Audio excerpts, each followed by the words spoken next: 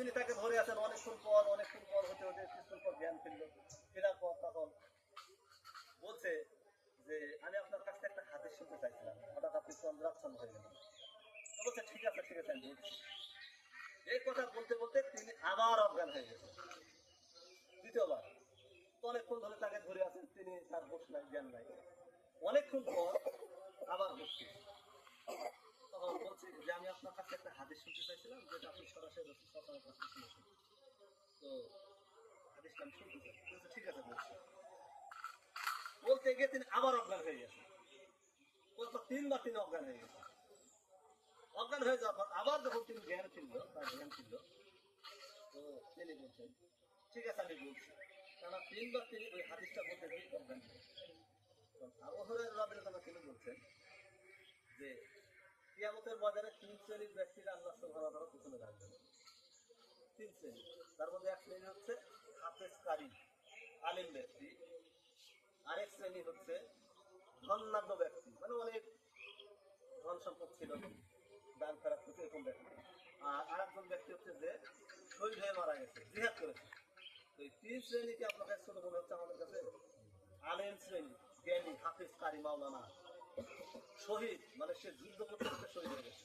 আরেকজন ব্যক্তি যে দান করে, তিনজনের বিচার আগে করার পর আল্লাহ সুবহানাহু ওয়া তাআলা ওই হাফেজ কারি মাওলানাকে বলবেন যে পৃথিবীতে আমি কি তোমাকে আমার রসুলের জ্ঞান তোমাকে শিখাইনি? তো বলবে হ্যাঁ শিখিয়েছেন। তোমাকে কি আমি কোরআনের জ্ঞান দিইনি? হ্যাঁ দিয়েছেন। তো তুমি একজন ভালো আলেম ছিলে, কারি ছিলে, তো পৃথিবীতে তুমি এই জ্ঞানটা নিয়ে কি করেছো? তো ওই ব্যক্তি তখন বলবে যে আমি ওই জ্ঞান দ্বারা আমি কোরআন তিলাওয়াত করেছি, আমি হাদিস মানুষকে শুনিয়েছি, আমি মানুষের ইমামতি করেছি, এরকম আর কি উত্তর। তখন আল্লাহ সুবহানাহু ওয়া তাআলা বলবেন যে না তুমি মিথ্যা বলছো, তুমি মিথ্যা বলছো। তখন ফেরেশতাও তার সাথে বলবেন কি তুমি মিথ্যা বলছো। কেননা তুমি পৃথিবীতে তুমি জ্ঞান অর্জন করেছিলে, তুমি আলেম হয়েছিলে, কারি হয়েছিলে, যাতে মানুষ তোমাকে বলে তুমি একজন বড় আলেম, হাফেজ, কারি। মানুষের কাছে তুমি ভালো অর্জন এটা করেছিলে। যেহেতু পৃথিবীতে তোমার উদ্দেশ্যটা তোমার সফল হয়ে গেছে, সেহেতু আজকে তোমার আর কোনো কাজ নেই। তখন তাকে কি করেছিল না, তাকে জাহান্নামে ঢুকিয়ে দেওয়া হবে। নাউযুবিল্লাহ। কথা বলে আর বুঝতে পারছেন না। ওই শ্রেণী গেল। দ্বিতীয় শ্রেণীতে আবার দেখছে, দেখার পর বলছে যে তুমি তো পৃথিবীতে যুদ্ধ করেছিলে তাই না? হ্যাঁ। আমার পথে? হ্যাঁ। তো তুমি কি উদ্দেশ্যে যুদ্ধ করেছিলে? তো বলছে পৃথিবীতে আল্লাহ আমি আপনার পথে যুদ্ধ করেছি, আপনার দিনকে বিজয় করার জন্য আমি জিহাদ করতে করতে লড়াই গেছি। আল্লাহ সুবহানাহু ওয়া তাআলা বললেন যে না তুমি মিথ্যা বলছো, তুমি মিথ্যা বলছো। ফেরেশতারাও তার সাথে বললেন যে না তুমি মিথ্যা বলছো। পৃথিবীতে তুমি জিহাদ করেছো, জিহাদ করে শহীদ হয়েছো এই উদ্দেশ্যে যে মানুষ যেন তোমাকে বলে শহীদ, তোমার মৃত্যুর পর যেন তোমার নাম করে। তো পৃথিবীতে তো তোমার উদ্দেশ্য সফল হয়ে গেছে, মানুষ তোমাকে ভালো বলেছে, শহীদ বলেছো, যাও তুমি এখন জাহান্নামে যাও।